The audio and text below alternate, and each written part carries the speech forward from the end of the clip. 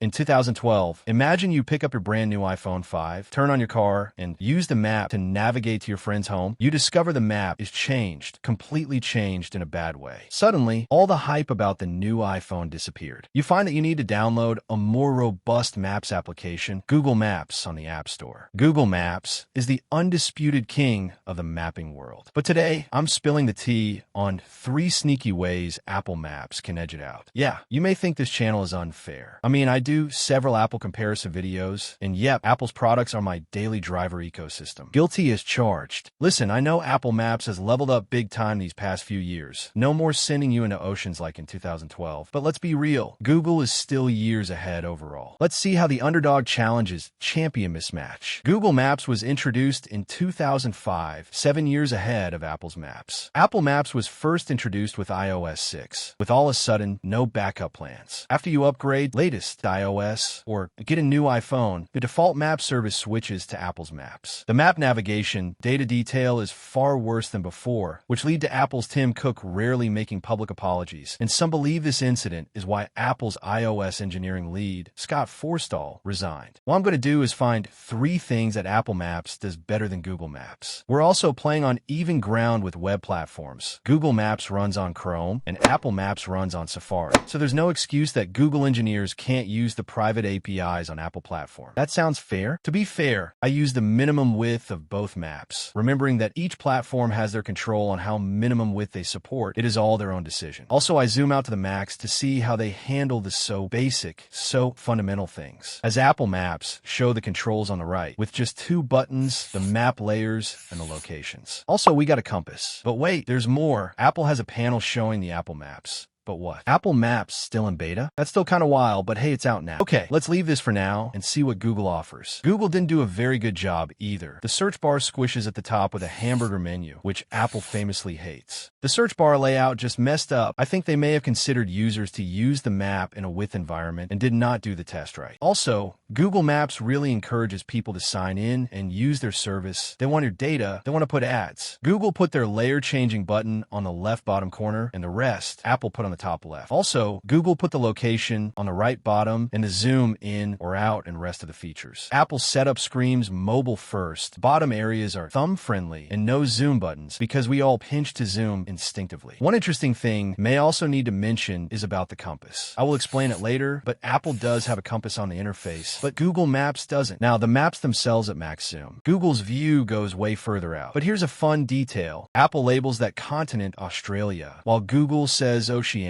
Australia is the country, and Oceania is the region. Oceania not only refers to Australia, but also New Zealand, Papua New Guinea, Fiji, and Pacific Islands. It is a broader description of that region. In that zoom level, when you see another area, the maps use the region naming instead of country. In this case, Google Maps is far more thoughtful than Apple's. To give Apple a fighting chance in this map showdown, let's play dirty, head to their backyard. Apple Park. Home turf advantage, right? Let's search Apple Park. The zoom level of both maps are very different. Apple's zoom out far more than Google's. Let's zoom in a little bit. But Google crushes it on road details. Those crisp paths and turns are navigation gold. Apple, they've got that insider edge. See, it highlights the main entrance to Apple Park crystal clear. They show the entrance of the Apple Park. Apple Park has up to 9 entrances. Let's see, but wait, I can't find the entrance one in Apple Park. Let's search for it. No, it does not exist. Is this like platform 9 3/4? Only Apple wizards can find it. I think I need to go to Apple Park someday to find out. Interactions starting with right click. Right click on the Apple Maps. It is a standard Safari menu.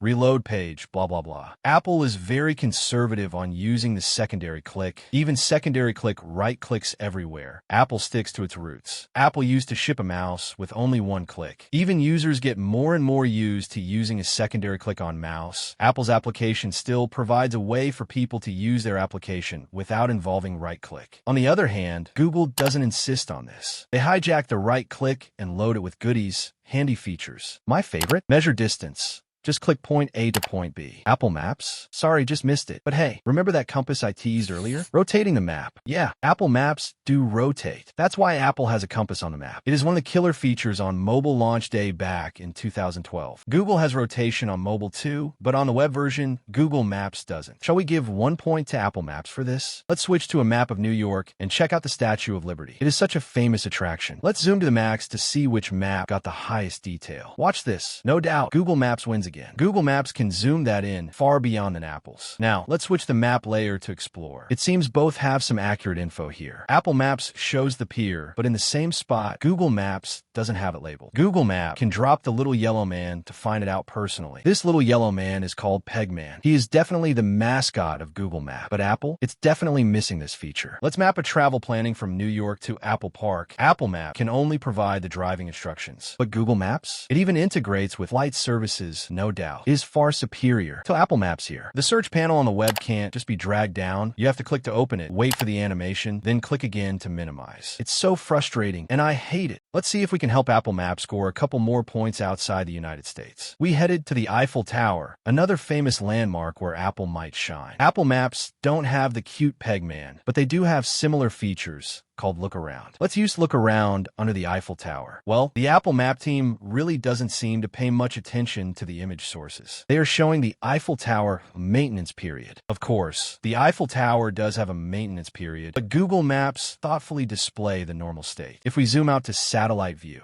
the top-down view looks quite different. You can see a clear shadow from the sun in Apple's version, but Google Maps is much clearer. Google invests serious money on building their map. They pick the best photos, which Apple can't match. Also, let's head over to the Parc du Champ de Mars. Did I pronounce that right? Zoom in a bit. Oops, something strange happens on Google Maps. As you can see that green area, when I zoom in, the green area appears. When I zoom out, the green area just disappears, which doesn't happen in Apple Maps. I think it might be a data or rendering issue. I'm not sure, but this wire behavior makes me give Apple a win here. Don't bash Apple too hard, okay? We visited Apple Park, New York, and Paris. Now, let's head somewhere more remote, a spot for real adventure. Let's drop down to Half Moon Island. Half Moon Island is located in the Antarctic, one of the most remote areas on Earth, difficult to gather valuable map data. Let's see how they perform here. Half Moon Island. Wow, Apple did a great job. We can easily see that Apple does successfully show some geographic characteristics here. I am surprised Apple can handle it. Maybe they took some footage for an Apple Watch Ultra commercial and found that useful. Just kidding. Now, let's check out the photos of this beautiful Antarctic spot. Both Apple Maps and Google Maps lack of high-resolution photos on Half Moon Island. That's fair. I doubt many of my viewers have visited there before. If you have, drop a comment below. But Google Maps? It offers a 360 degrees view on Half Moon Island. That's so impressive. Even in a remote area like Antarctica, Google Maps still remains king of the map service. In the end, Google Maps comes out on top as the undisputed king. But hey, give Apple Maps some credit. At least 3 little things are doing better than Google Maps. Compared to Apple Intelligent, I still have no ideas on how Apple can stand out with their own mapping services. Share your thoughts. If you got an idea, subscribe to see more. See you in the next video.